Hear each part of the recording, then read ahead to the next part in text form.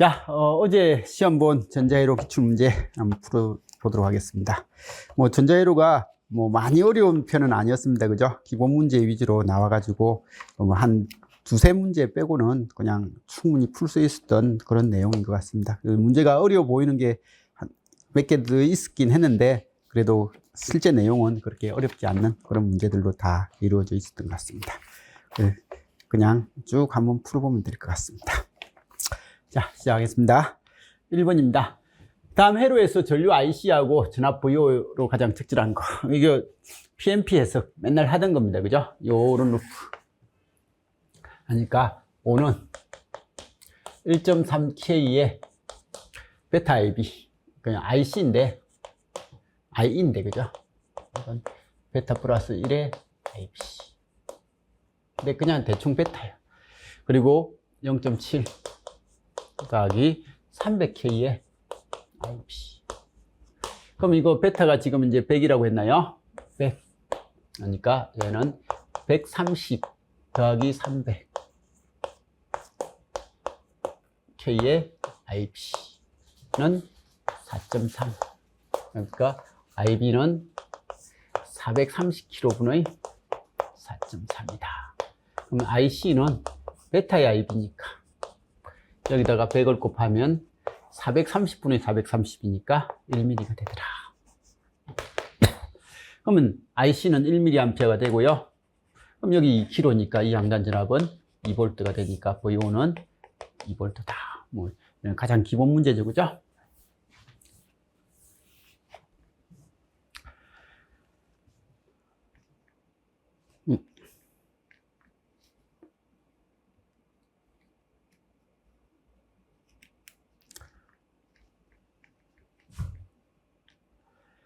자, 다음 회로에서 C하고 R이 이상적이라고 할 때 해당 회로의 특성으로 가장 적절한 것은이라고 이야기했습니다. 이거 맨날 보는 거죠, 그죠? 하이패스 필터다. 다음 그림과 같은 CMOS로 구성된 논리회로에서 출력 Y는 했으니까 여기 A 더하기 B 해봐. 여기 나트. 기본 문제니까 크게 문제 없을 거고요.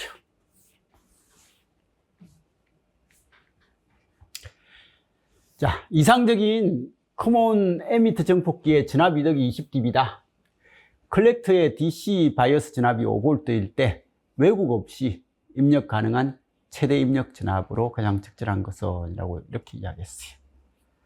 근데 높은 전압도 없는데 이렇게 나왔는데 어쨌든 부하선이 이렇게 것을 끄고 동작점이 잡혀 있는데 동작점이 여기가 5V래요. 그러면 이렇게 됐을 때 PRS요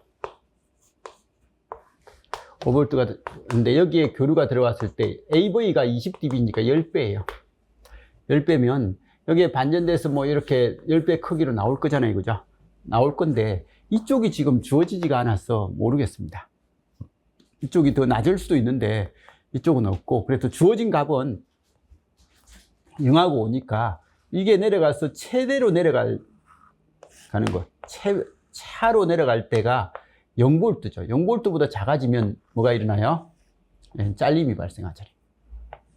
잘림이 발생하니까 0V보다 작지 않아야 되는 형태가 되니까, 그러면 이게 커졌을 때, 여기 있을 때 진폭이 얼마짜리 진폭이 되면 이게 잘림이 없을 거냐라고 해가지고 입력 가능한 최대 입력 전압은 여기다가 VI에다가 10을 곱한 게 최대값이 VM이라고 하면 입력의 최대값에다가 10을 곱한 게 뭐가 되는 거예요? 이 높이가 5 이상으로 올라가면 안 된다는 거죠. 이게 5보다 작아야 된다 라는 거고, 그러면 VE는 0.5보다 더 작은 그런 전압이 들어와야만 이게 가능하다라는 그런 이야기를 하고 있는 거예요.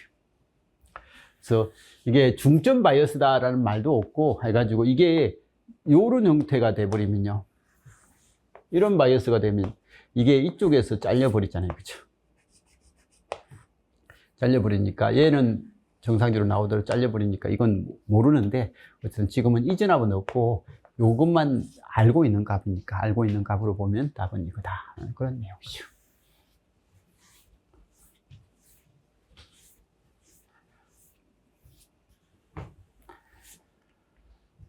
자, 이상적인 다이오드가 순방향 바이어스 상태일 때에 대한 설명이다. 가장 적절한 것은 개방 회로로 동작하여 전압 인가 시 출력 전압이 입력 전압과 동일하다.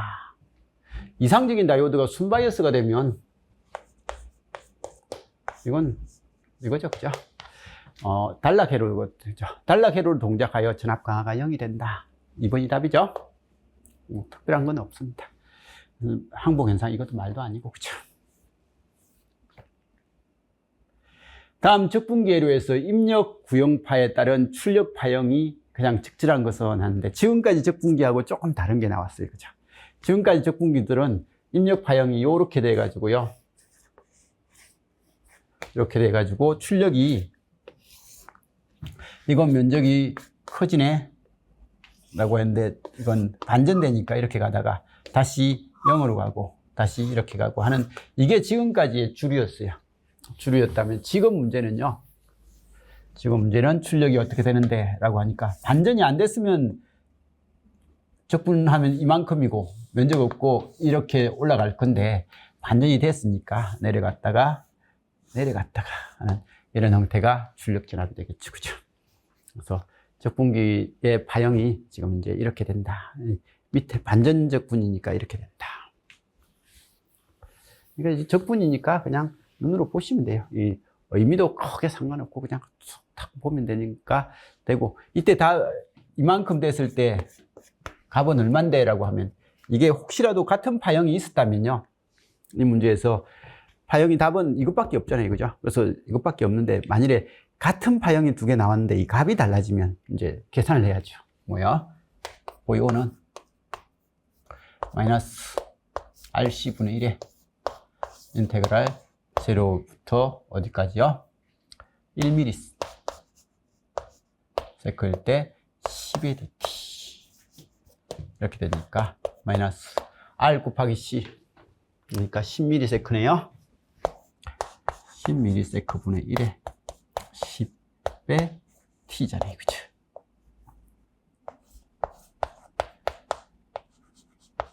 그러면 1mm 대입시키면 10mm니까 얘는 마이너스 1이 되죠. 그래서 딱 이 끝나는 점이 마이너스 1이 돼요. 그래서 이렇게 돼서 마이너스 1씩 커지는 그런 형태가 돼서 마이너스 2가 되는 이런 형태가 될 겁니다.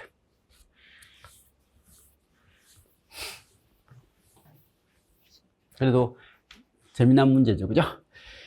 다음 정폭기 회로에서 출력 진압 보요로 가장 적절한 것은 뭐예요? 라고 이야기를 했네요. 이거 R1 이거하고 이거 같고, 이거하고 이거 비율과 이거 비율이 같다 라고 하니까 감상키 보요는 여기 R1분의 R2에 V 플러스 빼기 V 마이너스, 뭐 V 플러스는 V I2네요, 그죠? V I2 빼기 V I1, 뭐 이런 형태는 맨날 보던 형태입니다. 답은 3번이죠. 다음 연산정폭기를 이용한 가상기 회로에서 저항 R2가 1에서 10kg까지 변할 때 출력 전압 보요의 범위로서 가장 적절한 것은 이라고 되어 있습니다. 이건 그냥 중첩을 하면 됩니다. 보요1은요 마이너스 1분의 2 곱하기 2 하니까 마이너스 2. 보요2는요 마이너스 R분의 2 곱하기 2. 그래서 얘는 마이너스 R분의 4. 보요3는요 마이너스 4분의 2 곱하기 2 해서 마이너스 1. 이렇게 되는데, 이 값이요, R이 가장 작을 때가 1kg고 R이 가장 클 때가 10kg니까 이때 V5는요 1kg가 되면 마이너스 4네요, 그죠? 10kg가 되면 마이너스 0.4에, 그럼 출력 V5는 마이너스 3에다가 마이너스 7이 될 거고, 마이너스 3에다가 마이너스 0.4니까 마이너스 3.4, 이런 형태의 값이 바뀔 거다. 편안한 문제였고, 그죠? 다음 연산정폭계에서 연산정폭계 최대 출력 전류 IO는 1mA에서 뭐 마이너스 1mA에서 플러스 1mA의 범위에서 동작 가능하다. 이때 출력 파형으로 가장 적절한 것은. 자, 이 문제가 이 시험에서 제일 뭐 좀 힘들었다라고 할 수 있는 문제인 것 같습니다. 그렇죠? 자, 정상적인 동작을 봅시다. 이런 건 무조건 정상 상태를 보면 됩니다. 입력이 VI일 때 비반전정 폭경이요. 1 더하기 예분의 예 하니까 5배입니다. 그래서 V5는 마이너스 10 사인 오메가 T예요. 자, 그러면 가장 클 때 최대값이 플러스 10일 때를 보세요. 플러스 10이 나올 거라고 생각을 했는데 10이 나오면 여기는 플러스 2가 될 때죠. 그죠? 플러스 10이에요. 그럼 여기 2가 되고 2kg이니까 여기 1mA. 여기도 이렇게 1mA죠. 플러스 10이고 10kg니까 여기도 1mA. 근데 여기는 1mm 가고 1mA니까 이 동작, 제대로 된 동작을 하려면 이렇게 되는 거고, 이게 제대로 된 동작이죠. 그래서 만일에 이 전류에 대한 제한이 없었다면 답은 몇 번요? 전류에 대한 제한이 없었으면 답은 1번입니다. 1번인데 지금 전류 제한이 있잖아요. 분명히 이게 10이 나오려면 요거 여기도 1mm 요구되고 1mm 요구되면 여기가 뭐가 들어가야 돼요? 2mm가 나가줘야 돼요.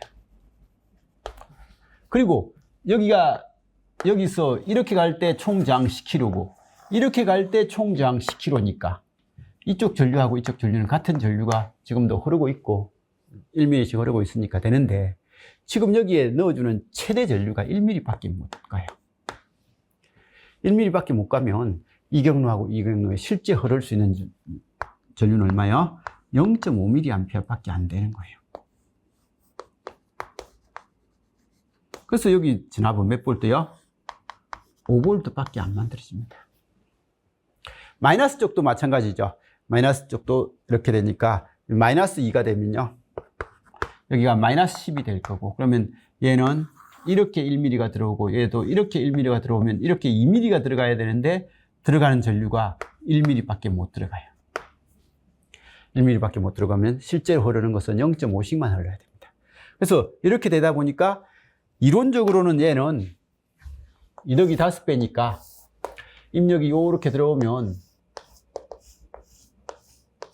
출력이 이렇게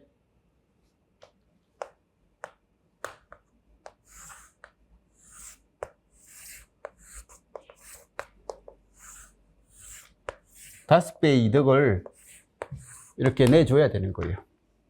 근데 예, 실제적으로는요, 여기에 5V가 되기 전까지는요, 여기가 1V일 때는 0.6V일 때 0.4V라고 할까요? 이게 이덕이 5배인가요? 0.6이면 이게 입력이 여기 0.6이에요. 0.6이면 곱하기 5 하니까 여기 3V가 나와요. 그럼 3V가 나올 때는 여기는 2kg에 0.6이니까 0.3mm. 얘도 그러면 여기도 0.3mm. 여기 3V니까 여기도 0.3mm. 그럼 여기는 0.6mm 하니까 정상 동작해요. 그래서 정상 동작하니까 이건 그냥 정상적으로 동작하는구나 되거든요. 그래서 이때는 정상 동작을 해요. 근데 이제 여기가 지금 얼마요? 1V. 1V가 되면 여기 0.5mm. 그럼 여기도 0.5mm. 그럼 여기는 5V가 될 거니까 여기도 0.5mm가 돼요. 그럼 여기 1mm가 들어오니까 여기까지는 정상 동작을 한다는 거예요. 1V가 들어올 때까지는 정상 동작을 해요. 근데 1 이상이 들어와 봤자, 입력이 들어와 봤자 출력은 여기서 내줄 수 있는 전류가 1mm 이상이면 안 가니까 여기는 0.5 이상이 1V 이상이 전압이 들어와 봤자 출력은 0.5에서 잘려서 나온다. 하는 그런 내용이 되는 거죠. 그래서 그런 내용이 되니까 이 문제의 답이 거기서 1번이 아니라 2번 형식이 된다라는 그런 내용인 거죠. 그래서 이건 정상적인 상황이 뭐다라는 것만 알면 1, 2번 중에 하나가 답이고, 문제의 조건이 이렇게 자르는 걸 이야기하는갑다라는 거 되면 답은 2번밖에 찍을 게 없었죠. 그죠? 실제 시험 문장에서도. 10번입니다. 연산형 붓기에 대한 설명이다. 가장 적절하지 않는 것. 이상적인 연산형 붓기는 무한대이고, 이덕이 무한대이고, 입력 임피던스도 무한대다. 이건 이상적인 연산형 붓기 조건이래, 그죠? 이상적인 연산형 붓기는 출력 임피던스 0이죠. 입력 임피던스 무한대, 이덕 무한대. 비이상적인 연산형 붓기 경우에 입력단에 누설 전류가 존재할 수 있으며, 미스매치 시에는 옵셋 진압이 존재하더라. 그래서 이상적이지 않을 때는 옵셋 진압이라든지 옵셋 전류 같은 게 존재하더라.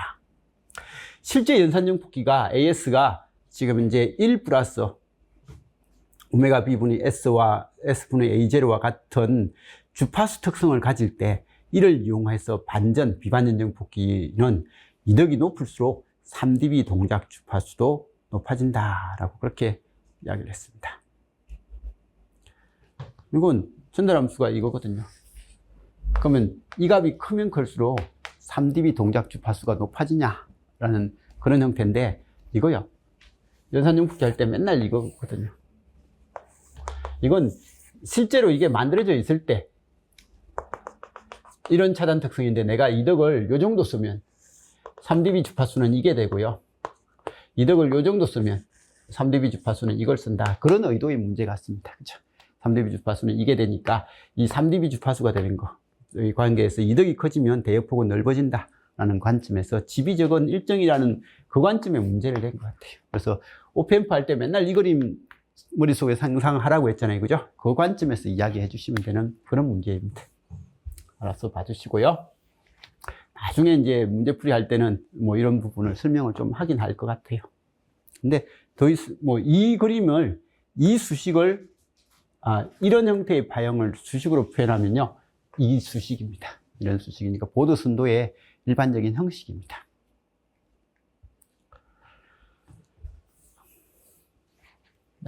주어진 BJT 회로에서 커먼 에미터 전류 이덕 베타가 100이고 VB가 0.7일 때 에미터 전류 I하고 컬렉트 전류 IC로 가장 적절한 것은이라고 되어 있습니다. 컬렉트 진압 IC로 하니까 이 4V, 0.7V. 그럼 여기는 3.3V. 2루프, 그죠? 그러면 3.3kg에 33V니까 1mA. 그럼 여기도 1mA. 10V에서 1mA 됐으니까 여기 4.7V. 그러면 10 빼기 4.7이니까 여기는 5.3V. 이렇게 된다. 이건 가장 기본적인 TR 해석이죠. 그죠? 그래서 TR 해석이 이번 시험 문제에서 기본 문제가 꽤 많이 나왔더라고요. 이런 기본 문제 형식이. 자, 이거요. NPN하고 PNP 타입의 트랜지스터의 상보형 구조로 구성된 B급 푸시풀 전력형 붓기가 이상적이지 않을 때 입출력 특수 해가지고 나와 있는데, 상보 대칭형은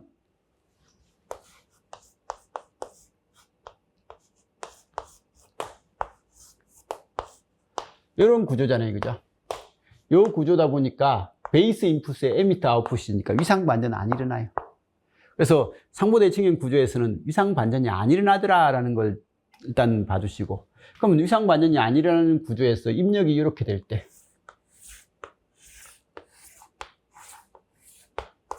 출력은요, 이론적으로는 이렇게 나옵니다. 플러스 반주기는 이거, 마이너스 반주기는 이거, 플러스 반주기는 다시 이거, 마이너스 반주기는 이거 해가지고 하면 이론적으로 나오는데, 실제적으로는요 0.7V 정도의 커딘 진압이 사용되더라.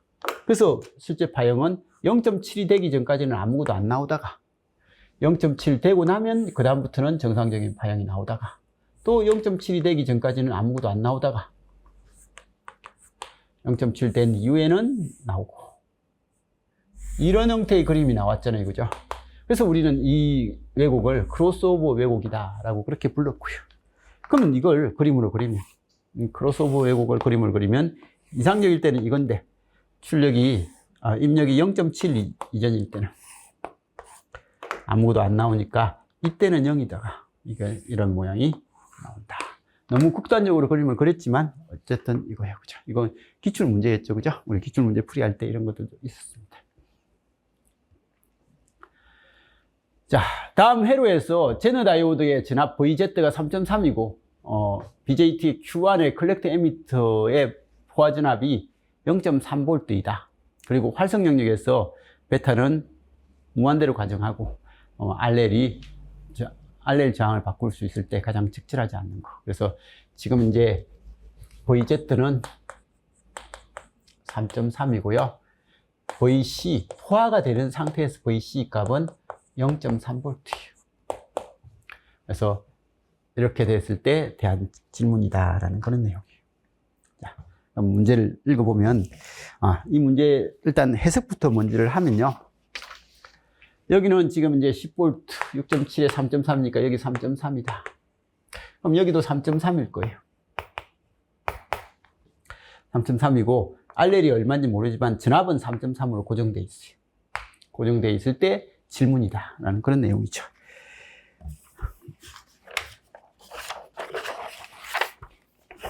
자, 1번입니다. RL이 만일 3.3kg일 때 출력 전압 VO는 1mA이다 라고 했습니다. 여기가 3.3kg면 그러면 IE는 얼마고요?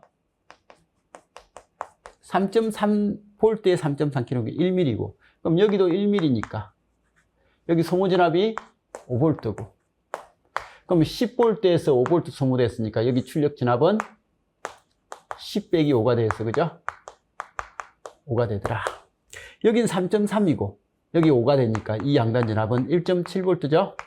아직은 포화 상태에 들어가진 않았다. 그죠? 이 전압이 0.3보다 작아지면 포화인 거죠. 그죠?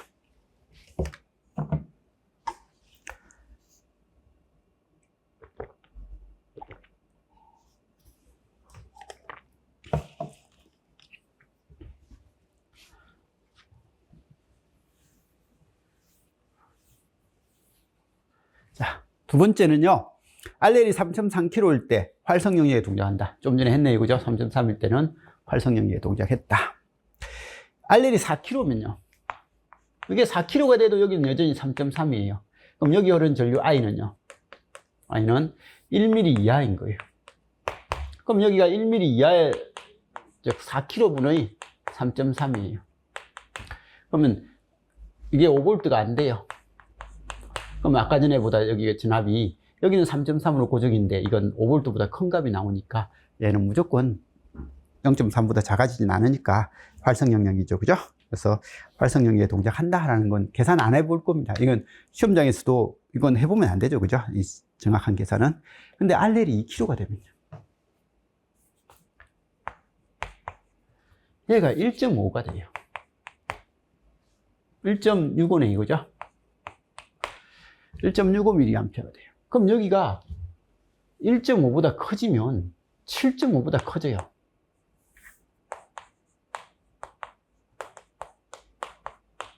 7.5보다 큰 전압이 되면 여기 3.3이고 7.5보다 이게 0보다 작아져 버려요. 0보다 작아지니까 얘는 실제로는 여기 전압은 0V보다 더 작은 전압이 나오니까 이게 세츄레이션 된 상태에 들어가 버렸다는 거죠. 이건 단락 상태가 되는 그런 구조가 돼버리는 거예요. 그래서 여기 전압도 이제 뭐 이상한 전압이 될 수 있고 여기 전류도 어느 특정 전류 이상은 못 오릅니다. 못 오르게끔 그렇게 유지되어 주는 그런 형태입니다. 그래서 지금 RL이 2kg가 돼버리면요. 여기 전류가 너무 큰 전류가 그러니까 여기 전압 강화가 너무 커져서 여기가 0V 이하로 떨어지니까 포화에 들어갔다라는 그런 상태가 되는 거죠. 그죠? 그래서 이 문제가 사실 제가 봤을 때는 학생들이 조금 힘들어 하지 않았을까라는 그런 생각이 들었던 문제입니다. 자, 모스 FET의 기생 커패시터가 시스템에 미치는 영향으로 가장 적절하지 않는 거. 이 기생 커패시터 하면 어쨌든 요런 형태잖아요. 그죠? 이런 형태 고주파 동작 시 이덕을 감소시키는 그런 요소다. 맨날 이야기하는 거고요. 동적 소모 전력. 그러니까 정적 소모 전력은요, 직류일 때, 직류만 공급되고 있을 때는 개방이거든요. 아무런 영향을 안 줘요. 근데 동적 소모 전력이 XC분의 오메가 C분의 1분의 V제곱 해가지고 오메가 CV제곱에 비례하는 값을 가지는 거예요. 그래서 이런 형태, 그래서 FET에서 이 동적 소비 전력이 이거다라는 거 FET 문제 풀다 보면 가끔씩 나오거든요. 그래서 이게 C가 있으니까 동적 소모 전력의 원인이 되는 게 얘다. 밀러 효과에 의해서 입력 용량이 증폭되어서 보일 수 있다. 그래서 입력측에 밀러 효과가 되면 입력측, 출력측이 있는데 이게 여기서 커져서 나올 수 있다. 커져 보일 수 있다. 트랜지스터의 스위칭 속도를 무한히 빠르게 한다. 스위칭 속도는 시정수하고 관련된 거예요. 근데 이게 C가 이렇게 되면 C가 병렬이 되거든요. 그래서 병렬 C가 되고 C 값이 커지니까 C 값이 어느 정도 나오니까 이게 C가 0이면 속도를 무한히 빠르게 할 수 있는데 C 값이 존재하면 속도가 시정수하고 관련돼서 커지지 않더라. 어느 이상의 속도가 되면 이덕이 제대로 안 나오게 된다. 그래서 고역의 차단 특성을 결정하는 하나의 요소다. 그런 이야기죠. 답은 4번이고요. 아래 회로에서 입력 진압 VI가 다음과 같이 주어졌을 때 출력 진압 VO로 가장 적절한 것은. 이건 뭐 틀릴 사람들은 답이 이걸 찍어서 틀렸겠죠. 근데 이 문제의 답은 이거죠, 그죠? 그래서 요거다. 왜요? 입력이 요것만 들어갔어요. 이거 0보다, 이게 다이오드 이상적이니까 0보다 아래 것만 나오거든요. 그럼 이걸 0을 기준으로 해서 0보다 아래 것만 나온다. 그러니까 아무것도 안 나온다.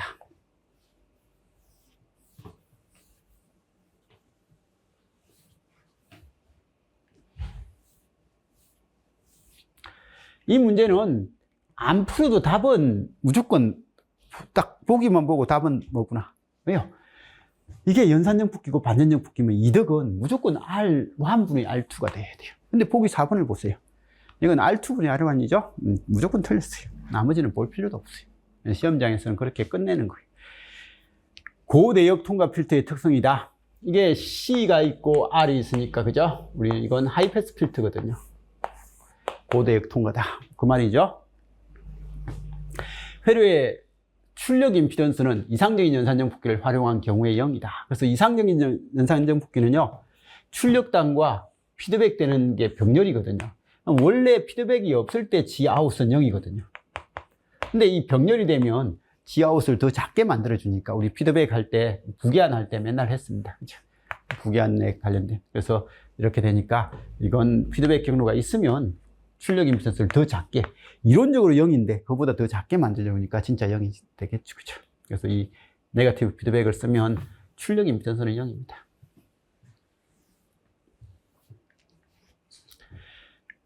(3dB) 대역폭은요, 이건 3번, 4번이 같은 거예요. 3번, 4번이 같은 거고, 지금 이제 여기 합성 저항 구하면 SC분의 1 더하기 R1분의 SC분의 1 곱하기 R1이다.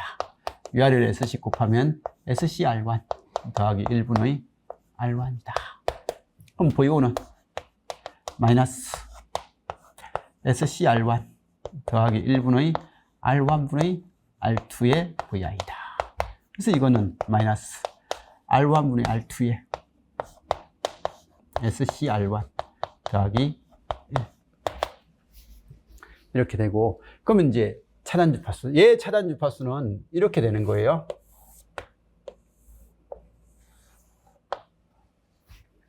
하이패스 필터니까, 그죠?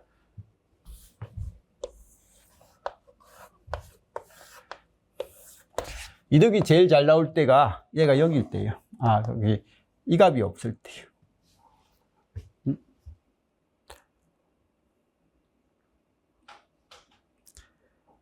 이거 이덕이 제일 작을 때가 이거네요. 3dB라는 그런 형태가, 여기는 그냥 미분기라서 이렇게, 제가 뭘 잘못 보고 있나? 이렇게 쭉 올라가는, 그러니까 요렇게 되는 거니까 이덕이 가장 작을 때가 여기네요.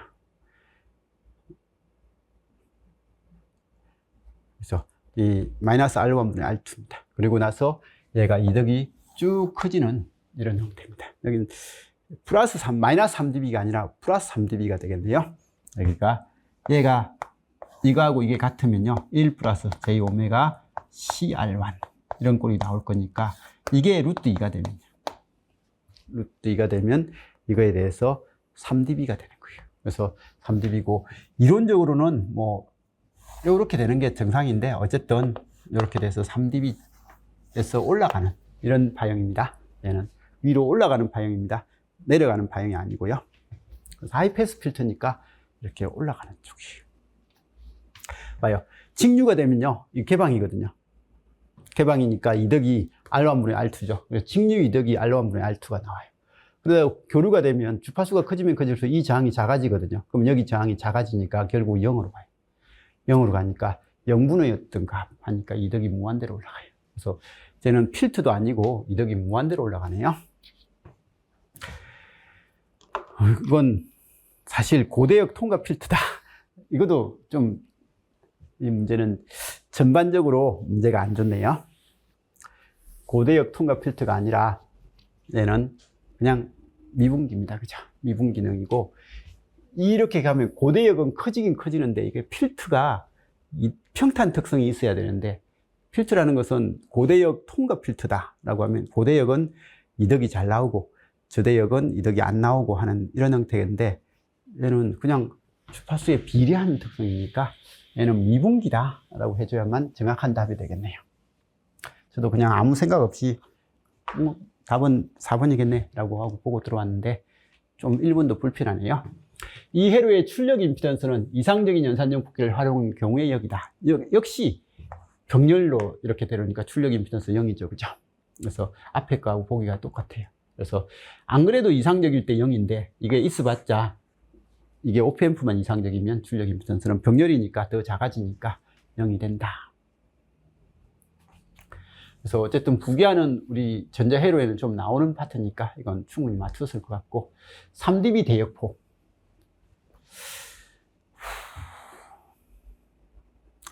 대역폭이란 단어를 쓰기는 너무 불편해요. 얘는요. 얘는 이런 특성을 가지고 있거든요. 주파수가 0일 때 얘가 R1분의 R2라는 이런 이득을 가진 애가 이렇게 오다가 그죠? 여기 VI분의 VO가 어떻게 돼요? 전달 이득이 마이너스 R1분의 R2에 1 플러스 J 오메가 CR1이잖아요. 그죠? 그러면 주파수가 0일 때는 이건 G의 크기잖아요. 그죠? G의 크기가 되니까 얘는 이런 이득을 가지다가 요거요. 이렇게 되면 이 관계에서는 이 값하고 이 값이 같을 때 오메가는 오메가 CR1이 1이 될 때가 되면 루트 2배가 커지잖아요. 그죠? 그래서 오메가가 CR1분의 1일 때는 루트 2배가 커지는 이런 형태가 되고 그 이유는 주파수가 10배 증가할 때마다 계속 증가하는 거예요. 이렇게 되는데 이걸 3dB 대역폭이다. 우리가 보통 3dB 대역폭이란 말은 최고 잘 나오는 데 비해서 3dB만큼 떨어질 때가 3dB 대역이라는 단어를 쓰는 거지 이걸 3dB 대역이라고 하진 않을 것 같아요. 그래서 이건 그냥 절점 주파수예요. 절점 주파수이지 하나의 코너 주파수 프리퀀시라고 이야기하지 3dB 대역이라고 하진 않을 것 같습니다. 이건요.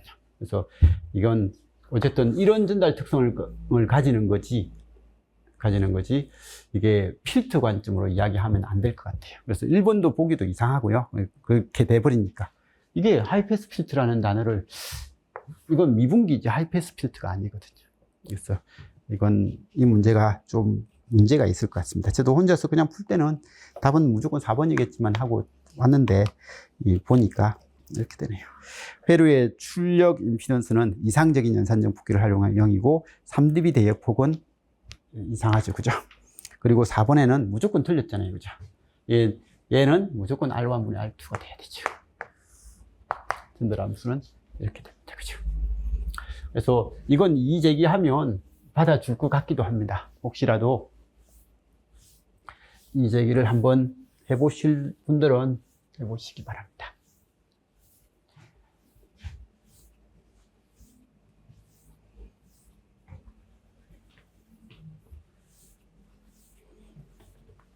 근데 공부를 한 사람들은 대부분 이거 맞췄을 것 같아요. 그죠? 요 특성 정도는. 노이즈 마진에 대한 설명이다. 가장 적절한 것은이라고 했습니다. 회로의 동작 주파수를 결정하는 주요 인자다. 노이즈 마진 하면 그냥 우리가 뭐였습니까?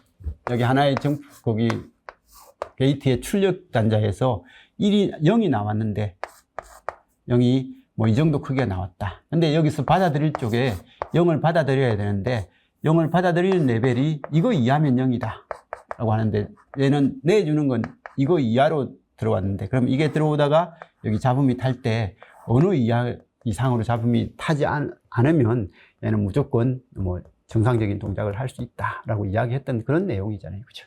그래서 논리 상태를 정확하게 유지할 수 있는 최대 허용 잡음 진압을 의미한다. 그래서 0이면 0을 유지해야 되는 거예요. 근데 어느 정도 커져버리면 1로서 받아들이면 안 되잖아요, 얘가.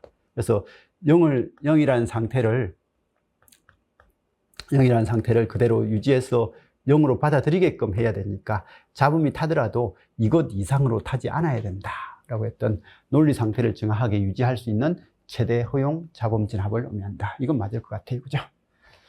노이즈 마진이 작을수록 이게 아니라 커야 간섭에 강하죠. 그래서 게이트의 전력 소모량을 나타내는 지표다. 그건 말도 아니고, 그죠? 답은 2번인 것 같습니다. 다음 연산형 붓기를 이용한 회로에 대한 설명이다. 가장 적절하지 않는 것. 자, 여기는 VI가 돼서 전압 분배되니까 5kg, 5kg니까 2분의 VI네요. 그러면 비반전적 붓기니까 1 더하기 2분의 10이니까 6배가 되니까 VO는 2분의 VI 곱하기 6이 돼서 3VI네요. 그죠? 자.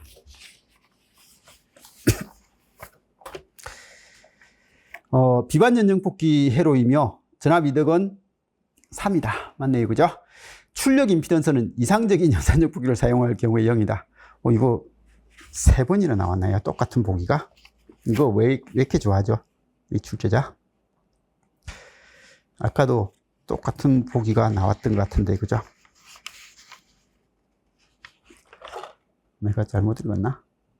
여기 10번도 그렇고, 16번도 그렇고, 18번도 그렇고, 그죠? 같은 보기가 3번이나 나왔습니다. 자, 입력에서 바라본 입력 임피던스는 2.5kg다 라고 되어 있는데, 입력 임피던스는요, 여기서 들여다보면, 이건, 무한대 아닙니까? 라고 하는데, 이게 없으면 무한대예요. 근데 이게 있으면, 이렇게 전류가 흐르니까, VI에 대한, I인에 대한 V인의 비율이 G인이니까, 여기, 이건 10kg분의 V인이죠.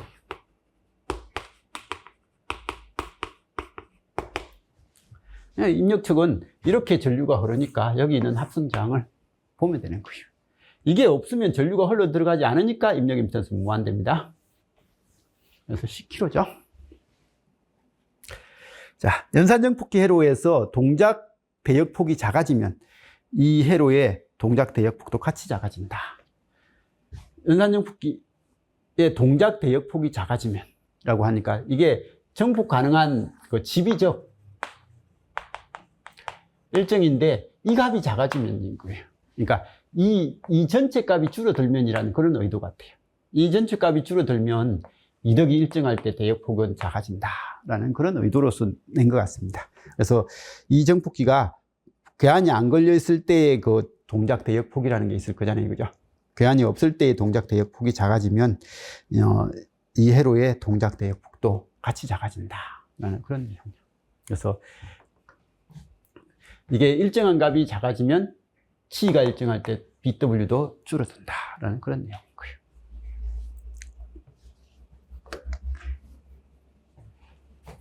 이건 충분히 이해되겠죠, 그죠? 그래서 나중에 뭐 설명하면서 알 겁니다. 이게 처음에 이정폭기가 지비적이 일정한 F 유니티가 100만이면 지금 이제 이득을 6배 했잖아요. 그죠? 600만이라고 합시다. 600만이면 이득을 6배로 하니까, 이건 차단 주파수가 100만이 되는 거, 1메가가 되는 거거든요.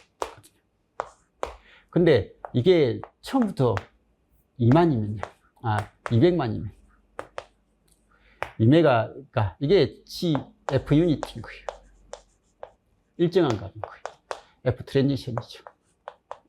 이 값 자체가 작은 값이 되면 똑같은 이득을 쓰면요. 이건 줄어들 거다. 얘보다 3분의 1메가, 그죠? 100만. 이런 식으로 값이 작아질 수밖에 없다. 이런 이야기니까 당연한 겁니다.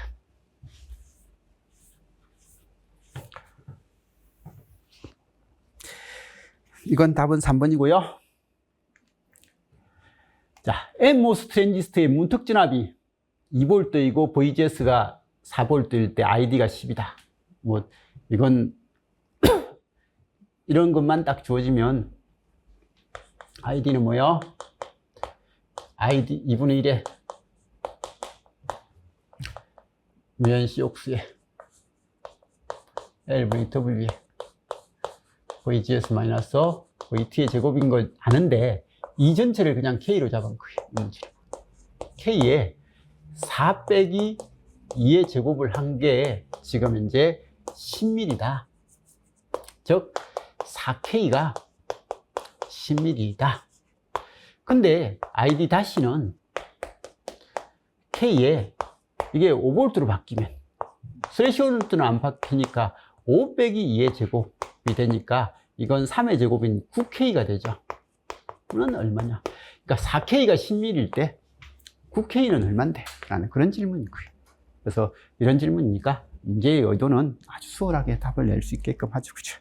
답은 22.5겠죠. 그죠? 반도체 다이오드 및 트랜지스터 소자에 대한 설명이다. 가장 적절하지 않는 것. PN 접합 다이오드는 P 단자의 N 단자보다 문턱 이상의 높은 진압을 인가하면 순방향 전류가 흐른다. 이건 P 단자 N보다 P 단자의 높은 진압을 걸면 문턱 진압이라는 단어를 썼는데 문턱 진압이라고 해도 되겠지만 여기는 문턱 진압보다는 커딘 진압, 그죠? 0.7V 정도. 제너 다이오드는 역방향 항복 진압을 이용하여 일정한 진압에서 클램핑하는 특성이 있어서 전원 회로의 진압 조정 등에 사용된다 라고 이야기를 하는데, 이거 제너 다이오드는 역방향 항복 진압에서, 그죠? 순방향이고 역방향 항복에서 딱 이렇게 일정 진압이 나오는 거잖아요. 그죠? 그래서 일정 진압이 나오면, 입력이 이렇게 나오면, 제너를 쓰면 이렇게 사실 나와요.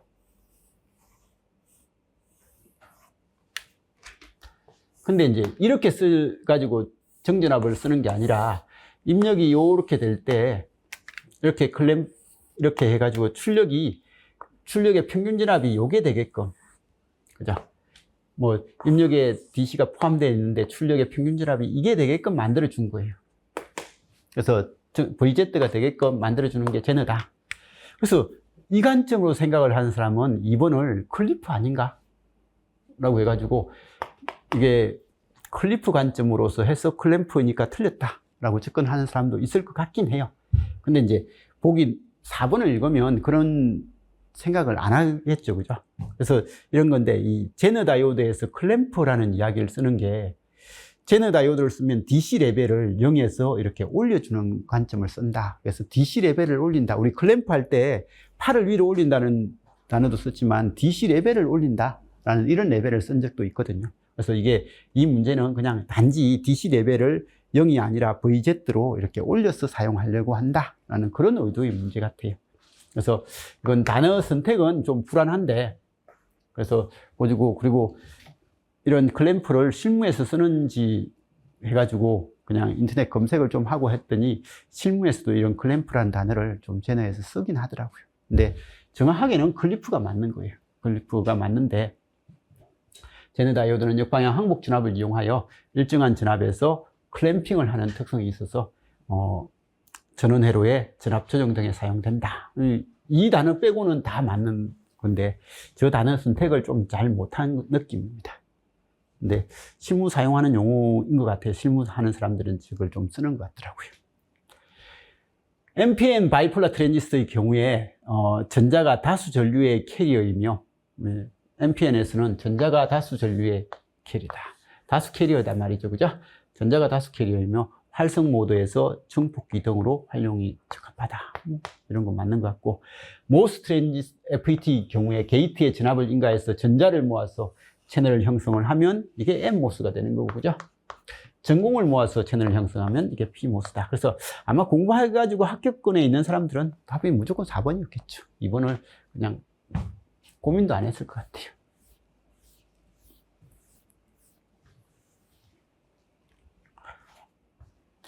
다음 회로의 구조에 대한 가장 적절한 것은 있는데, 이거 DC 관점만 보면 이거 끊어지니까 그냥 가장 기본적인 회로죠. 그죠? 교류 관점에서는 베이스 인풋에 에미터 아웃풋이니까 CC 관점이 될 거고. 자, 입력 임피던스는요, R2 분의 1. 이건 단위도 안 맞잖아요. 그죠? R2 분의 1은 GM 분의 1은 임피던스라는 단위를 쓸 수 있지만 저항 분의 1이 임피던스다? 이런 말도 안 되고, 그죠? 어쨌든 여기는 R2가 베타 플러스 1배. 그리고 얘는 내부 저항이 거의 무한대잖아요. 그죠? 무한대가 베타 플러스 1배. 그리고 여기에 있는 RB가 있고, 그럼 들여다본 입력 임피던스는 RB하고 무한대하고 병렬이니까 거의 RB 위주가 나올 것 같다. 에미터 축퇴된 공통 에미터 정폭기다. 축퇴됐는지 그건 전혀 모르겠고, 어쨌든 이 그림은 뭐라고요? CC죠. 커먼 에미터가 아니라 CC 정폭기다. 다른 공통 단자, 에미터, 컬렉터 베이스 등의 정폭기들과 비교해서 다른 공통 단자 정폭기, 그러니까 커먼 에미터냐, 커먼 베이스냐, 커먼 컬렉터냐, 그런 것들과 비교해서 가장 높은 전압이득이 아니라 CC는 R2 더하기 이거 R2분의 R2인데, 그죠? 이것까지 하면 R2하고 RL 병렬이고, 그죠? 그리고 지금은 R2가 무한대고 하니까 약 1이죠. 약 1이다. 전압이득이 가장 작고요. 전압이득이 높고가 아니라 낮고, 출력 임피던스는 거의 R2 수준이죠. 그죠? 출력 임피던스는 R2 수준이니까 작다. 이건 맞고, 그죠? 에미터 팔로우로서, CC가 에미터 팔로우죠? 보통 이득이 1에 가깝고 전압버프로 사용된다. 답은 4번이죠. 그죠? 그래서 이건 틀리진 않았을 것 같아요.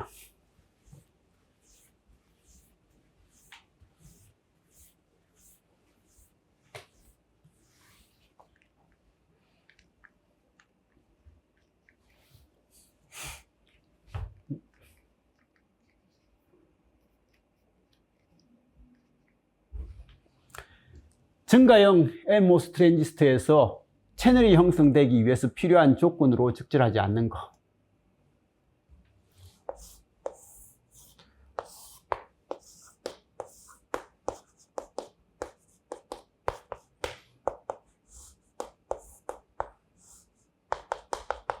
맨날 그렸던 그림입니다. 그죠? 증가형 NMOS 트랜지스터에서 채널이 형성되기 위한 필요한 조건입니다. 자, 게이트 전압에 의해서 기판의 소수 캐리어가 표면으로 끌어당겨져야 된다. 여기 전압을 걸어가지고, 그죠? 여기 소수 캐리어 전자인데, 전자가 이쪽으로 끌어당겨져야 된다. 그래서 전자층이 형성된다. 근데 실제로 여기서 소수 캐리어가 오는 것보다 더 많은 게 여기 있는 다수 캐리어가 넘어와서 채널을 형성한다고 했죠. 그죠? 게이트 전압은 문턱 전압보다 낮아야 되는 게 아니라 문턱 전압이 1V면 이 전압은 1V보다 커야 된다고 했어요. 충분한 크기의 전개가 산화막을 통과해서 형성돼야 된다. 여기서 플러스에서 마이너스니까 전기장이 이렇게 형성돼야 여기 전자가 이렇게 걸려와서 여기 전자층이 형성된다. 뭐 이런 말이죠. 그죠? 기판과 소스 단자 사이의 전압은 문턱 전압에 영향을 줄 수 있다. 그래서 이 기판하고 바디하고요. 이게 소스하고의 역방향 전압을 걸어주면 운석 전압을 바꿀 수 있다. 이걸 바디 이펙트라고 했죠. 그죠? 문제 충분히 풀 수 있을 거고요. 부기한 부기한을 정폭기에 적용했을 때 나타나는 현상. 우리가 부기한하면 이덕이 감소되는 것 빼고는 다 좋아진다. 라고 했고, 주파수 대역이 넓어지고, 이덕 증가는 아니고, 그죠? 왜곡 감소하고, 안정도 향상된다. 역시, BJT 기반의 저항 피드백 커먼 에미트. 그래서 이 저항으로서 부기한을 걸어준 이런 형태의 베이스 인풋에 컬렉터 아웃풋이니까 커먼 에미트 정폭기. Q1에 컬렉터 전류 IC. 그래서 문제는 이런 단어를 딱 보면 이게 어려운 용어 같은데 실제로 우리 자기 바이어스에서 컬렉터 전류 IC 구하는 거 10원 2.5K IC 215K IB 0.7 9.3원 이거 베타가 100 250에 215 465인가요? 그래서 IB는 465K분의 9.3이고 그러면 IC는 베타 하니까 930이 돼서 얘는 2mA다. 그래서 가장 적절한 것은 2mA다. 뭐 이렇게 하면 되는 거겠죠. 그죠? 큰 문제는 없습니다. 역시. 자, 이제 25번요. 괴한정폭기의 감도 개선에 대한 설명이다. 가장 적절한 것은이라고 되어 있는데, 우리가 지금까지는 이런 문제가 시험에 언급이 잘 안 됐잖아요. 그죠? 그래서 감도 개선 해가지고 잘 안 됐는데, 우리는 안정도 개선, 안정계수,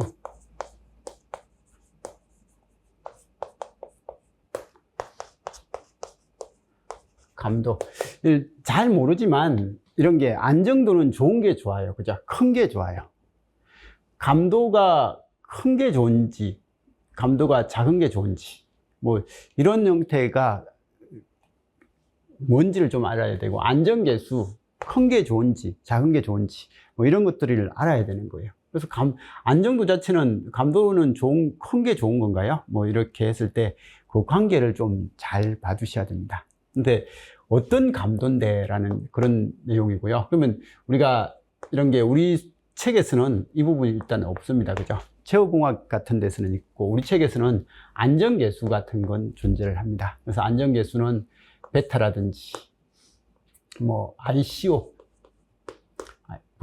CBO인가요? 정확하게 CBO, 그다음에 VB 이런 변화가 있을 때 이 변동에 의해서 IC 값이 얼마나 덜 변동을 해주냐. 안정계수가 좋은 것은 작은 게 좋은 거라서 이게 얼마나 덜 변화를 하냐라는 이런 거고요. 그러면 이 감도라는 것도 마찬가지입니다. 이게 뭐 감도라는 게 정폭기에 이덕 A가 있으면, A0가 있으면 이게 어떤 원인에 의해서 변동을 하는 거예요. 그래서 감도라는 것은 이덕의 변동이 얼마나 많이 일어나고 적게 일어나냐. 그러니까 어떤 요소에 따라서 이덕 변동이 심한 거가 있고 이덕 변동이 덜 일어나는 게 있다는 거고, 그러면 우리는 이덕 변동이 덜 일어나는 요소가 좋은 걸 거잖아요. 그죠? 그래서 이렇게 돼가지고 감도도 일단 작은 값이면 그게 더 좋을 것 같다라는 생각은 좀 해주셔야 되는 거고요. 그래서 일단 감도라는 단어를 한 번쯤은 알아두시고, 그래서 우리가 부기한하면서 이건 이야기했습니다. 우리가 이덕이 100이고요. 뭐 300이다. 근데 300이라는 이덕을 낼 때 그 300만 딱 나오면 좋겠는데 플러스 마이너스 10 정도의 뭐 500이라고 할게. 500에 플러스 마이너스 12 정도, 500을 내가 이덕을 만들면 510에서 490으로 왔다 갔다 하더라. 라는 이런 전압 변동이 일어나는 것은 좋은 게 아니잖아요. 그죠? 딱 500이 되는 게 좋은데. 근데 이걸 부기한을 걸면요. 이게 지금 이제 1000에 하니까 플러스 마이너스 0.2%예요. 이거 50을 할까요? 플러스 마이너스 1%예요. 그럼 이때 부기한을 걸어가지고 걸어주면 1 플러스 베타 A0가 만일에 10이 되게끔 걸었다 라고 하면요, AC는 1 플러스 베타 A0분의 A0가 되니까, A0는 지금 이제 500이거든요. 500이니까 500이 10이 되니까 얘는 10분의 500, 그러니까 이득이 50이 돼요. 그럼 부기한을 걸면 AC는 50이라는 이득이 나와요. 그러면 이때 이 플러스 마이너스 50이라는 이 값은요, 얼마로 될 건데 라고 하니까 550은 10%인가요? 10%가 돼 있었는데, 이걸 걸면 이게 플러스 마이너스 5가 되면 이건 부기한 효과가 없어요. 부기한 효과가 없고, 이게 10%에 대해서 10을 나누면 변동한 것은 1%가 되는 거예요. 1%가 되니까 이게 0.5가 돼요. 50의 1%는 0.5니까. 그래서 이렇게 되니까 이득 변동이 얘에 비해서 얘가 변동 퍼센테이지가 이렇게 줄어드는 거예요. 이득 변동이 덜 일어나는 거, 이런 게 좋은 거거든요. 그래서 이런 거 이야기할 때 감도라는 단어를, 전압 변동률이라는 이런 단어를 쓰면서 했던 게 감도하고 관련된 내용인 거예요. 그래서 이런 요소다라는 것 정도는 좀 알고 봐주시기 바라고요. 그래서 루프 이득 베타 A가 클수록 감도는 나빠진다라고 했는데, 감도에 대한 정의를 보시면 부기한에서 감도란 해가지고요, 정폭기 내부의 트랜지스터라든지 연산정폭기는 온도 변화라든지 부품의 노후화 등으로 인해서 원래 가지고 있던 자체 이득 AV가 쉽게 변동을 하더라. 그래서 500을 만들어 놨는데 플러스 마이너스 10 정도 되는 50 정도로 해가지고 이득 변동이 심하더라는 거예요. 그래서 이 감도란 이러한 내부 계루프 이득 A가 변할 때 최종적인 전체 이득이 얼마나 영향을 받는지를 나타내는 지표가 감도가 되더라. 그래서 이 감도 수치가 작을수록 외부 환경이라든지 소자 특성 변화에 둔감하게 반응하므로 안정적이더라. 그래서 감도가 개선됐다라고 그렇게 이야기를 한다라는 정도는 좀 알아두시기 바라고요. 그랬을 때 이 부기한 정폭기에서 베루프 이득의 공식은 그냥 이건데, 우린 이건 알아요. A0에 A0, 그죠? 그래서 이렇게 됐을 때 이때 게루프 이득 A의 변화율인 A가 바뀔 때, A0가 이렇게 변동을 할 때 페루프 이득 AF의 변동의 비율을 감도라고 하고, 그게 좀 전에 이건 거예요. 여기에 500, 게루프 이득이 500일 때 그 애가 10% 정도 변동을 할 때 1 플러스 베타 A0를 10으로 두니까 얘는 게루프 이득은 페루프 이득으로 되면서 이득 감소는 됐어요. 근데 전압 변동이 10%가 되는 게 아니라 1%밖에, 이게 10이니까 10%를 10으로 나누면 1%밖에 안 되게끔 이렇게 줄여주더라는 거예요. 줄여주니까, 그럼 이 값을 19로에서 20을 만들면요, 20을 만들면 이득은 줄어들어요. 근데 이 퍼센테이지도 20분의 1로 줄어드는 거예요. 20분의 1로 줄어드니까 이런 형식이 되더라라는 것을 써서, 그래서 이 게루프 이득의 변화에 대한 페루프 이득의 변화, 뭐 이런 형태를 이야기를 하고 있다 하는 그런 내용이죠, 그죠? 그래서 페루프 이득이 더 적게 바뀌더라. 그래서 페루프를 시키면 이득 변화가 게루프의 변화보다 1 플러스 베타 A0만큼 작아지더라 라는 이런 것들을 이해하는 게 이게 여기서는 감도입니다, 그죠? 근데 이게 사실 안정도 관점도 이거하고 유사한 거예요, 그죠? 그래서 이 식을 통해서 페루프 이득의 변동률은 게루프 이득의 변동률에 비해서 정확히 2급배만큼 줄어들더라 라고 그렇게 이야기를 하더라. 그래서 이 전압 변동이 변동폭이 줄어들더라. 그래서 옛날에 모의고사 낼 때 이런 변동폭에 관련된 문제를 몇 번 냈는데 이게 너무 힘들어 해가지고 요즘은 잘 안 내거든요. 안 내는데 그 내용이 이렇게 나오는 거예요. 그래서 이 감도를 나타낼 때 가장 관계가, 감도는 1 플러스 베타 A0분의 1만큼의 크기를 가지더라 라는 그런 이야기고요. 그래서 루프 이득 베타 A가 클수록 이게 크면 이 값이 작아지죠. 작아지면 감도는 좋은 거라고 했죠. 그죠? S 값이 작아질수록 좋은 겁니다. 교환계수 베타가 변할 때 이득의 안정도가 가장 크게 향상된다라고 했을 때 이 베타가 변동을 하면 안정도는요. 베타가 변동을 한다 라고 했을 때 이득의 안정도가 가장 크게 향상된다 라고 했는데 이게 교환계수 베타가 바뀔 때 안정도가 크게 향상된다? A0가 크면 이고 그죠? 베타가 커지면 분모가 커지니까 베타가 커지면 분모가 커지니까 안정도는 향상될 것 같은데 베타가 변할 때 이득의 안정도가 크게 향상된다? 그건 약간 말이 좀 이상하고 그죠? 개루프 이득 A가 변해도 페루프 이득 AC의 변동폭이 이걸로. 그래서 개루프 이득에 대한 페루프 이득의 변동폭 관점이잖아요. 그죠? 그래서 폭 관점이 어떻게 된다고요? 여기서 개루프 이득의 변동폭이 바뀌더라도 페루프 이득의 변동폭은 이것만큼 감소한다. 그런 내용이고, 그걸 안정계수만큼 감소한다라는 그런 이야기니까 이거 맞죠. 그죠? 그래서 온도가 올라가면 부기한은 자동으로 정기한으로 바뀌게 된다라고 그렇게 이야기를 하더라. 그런데 말도 안 되죠. 온도가 올라간다고 해서 부기한이 정기한이 되고 그러진 않잖아요. 그죠? 회로가 만들어져야 되죠. 그죠? 그래서 이런 형태가 되니까 교환계수 베타가 변할 때 이득의 안정도가 가장 크게 향상된다. 베타가 일정할 때 뭐 이건 조금은 말이 이상한데 어쨌든 답은 확실하게 3번인 것 같습니다. 그죠? 그래서 이런 형태가 된다라는 것 정도는 봐두시고요. GPT한테 물어보니까 이게 이렇게 이야기는 하더라고요. 베타가 개루프 이득 A가 매우 크다고 가정할 때 페루프 이득은 거의 베타분의 1로 건사화되고 그래서 전체 정폭기의 이득은 전적으로 베타에 의해서 결정된다. 따라서 베타가 흔들리거나 변하게 되면 전체 이득 AF가 직접적으로 크게 변동하므로 안정도는 떨어진다라고 그렇게 되니까 당연한 것 같아요. 그죠? 베타가 유지돼야지 이게 변동을 하면 안 될 것 같습니다. 그죠? 그래서 이런 형태다라는 것 정도는 좀 봐주시기 바라고요. 자, 아무튼 이렇게 해서 어제 시험 본 내용을 대충 마무리 지었습니다. 그래서 문제가 아까 몇 번이었죠?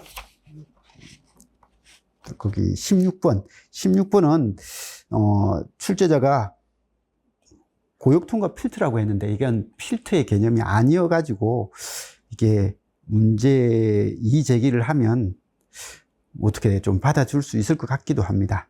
받아줄 수 있을 것 같긴 한데 이게 그 외에는 뭐 나머지 문제들은 좀 깔끔하게 잘 나온 것 같습니다. 그죠? 그리고 25번은 우리 수업에서 잘 다루지 않은 내용이고 제어공학 같은 데서 이렇게 감도 이야기가 좀 나오거든요. 그쪽인데 정폭기에서도 이제 당연히 이제 전공서적에서 나옵니다. 이건 나오고 안정도도 전공서적에서 나오는데 제가 수업하면서 뺐던 거예요. 뺐는데 그런 것들이 이제 문제가 나와가지고 조금 제 수업을 들으셨다면 조금 이건 힘들었을 것 같고 그죠? 근데 그 외에는 뭐 크게 문제될 만한 내용은 없었던 것 같습니다. 문제가 9번 같은 문제는 진짜 뭐 잘 찍으면 2번이라고 찍을 것 같은데 그게 이론적으로 시험장에서는 풀기는 힘들었을 것 같고 나머지는 아까 13번도 조금 고민은 시험장에서 했을 것 같은 그런 문제고 나머지는 그냥 그럭저럭 넘어갈 수 있었던 내용 같습니다. 그래서 아무튼 시험 보시느라고 수고하셨고요. 이제 남은 건 역시 이제 자기 시간 좀 가지시면서 시험 발표 날 때까지 좀 잘 기다리시고 그리고 어느 정도 점수가 나왔다라고 생각되시면 우리 컷 낮으니까 그냥 적당하게 기본 점수 이상만 나왔다라고 생각되시면 2차 준비를 그냥 같이 좀 해주시면 좋을 것 같습니다. 그래서 2차 준비를 좀 잘해야 예전에는 뭐 2차 합격하면 2차 면접 점수는 없이 1차 점수만 가지고 바로 그 지역 결정을 했는데 이제는 면접 점수하고 1차 점수하고 합산해서 최종 그 위치 지역 결정할 때 좀 반영이 되니까 면접 준비를 좀 잘해서 자기가 원하는 곳으로 발령받을 수 있게끔 그렇게 좀 해주셨으면 좋겠습니다.